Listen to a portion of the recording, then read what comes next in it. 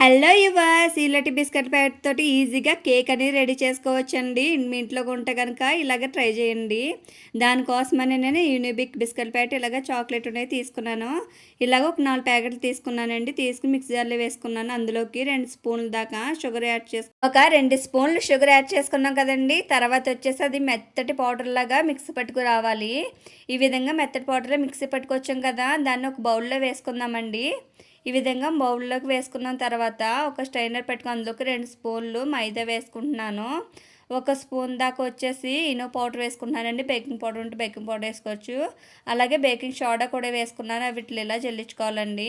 ఒకసారి అంతా మిక్స్ చేసుకోవాలి. ఇలా మిక్స్ చేసుకున్నాక సరిపడగా పాలు యాడ్ పాలొచ్చేసి చల్లార్చిన రూమ్ టెంపరేచర్‌లో ఉన్న పాలైతే యాడ్ చేసుకోవాలండి. ఈ విధంగా పాలు యాడ్ చేసాం కదా! తర్వాత వచ్చి కొంచెం ఇంకా థిక్‌గా ఉంది కాబట్టి ఇంకా కొన్ని పాలు యాడ్ చేశానండి. పాలు వేసిన తర్వాత బ్యాటర్ అనేది ఈ విధంగా ఉండాలి. తర్వాత వచ్చేసి చిన్న గ్లాసులో హాఫ్ అనేది నేను ఆయిల్ వేసుకున్నాను. ఆయిల్ వేసుకుని బాగా మిక్స్ చేసుకోవాలండి. ఇలాగ విస్కర్‌తో మిక్స్ చేసుకున్న తర్వాత ఒక గిన్నెలోకి ఆయిలు అలాగే మైదా పిండి కోట్ చేసింది పెట్టుకోవాలండి. పెట్టుకున్న తర్వాత అందులోకి ఈ బ్యాటర్ వేసేసుకుని పక్క పెట్టుకోవాలి. తర్వాత వచ్చేసి ఒక దాంట్లోకి నేను ఇసుక వేసుకుని మంట అనేది హై ఫ్లేమ్‌లో పెట్టుకొని బాగా హీట్ ఎక్కనివ్వాలండి ఆ ఇసుక అనేది. దాంట్లోకి ఒక స్ట్రైనర్ లాంటిది పెట్టుకోవాలి. పెట్టుకున్న తర్వాత ఆ బ్యాటర్ అందులో పెట్టుకుని ఒక 45 మినిట్స్ మంట అనేది లో ఫ్లేమ్‌లో పెట్టుకుని కుక్ చేసుకోవాలండి. 45 మినిట్స్ దాకా ఇలా ఉంటదండి కేక్ అనేది.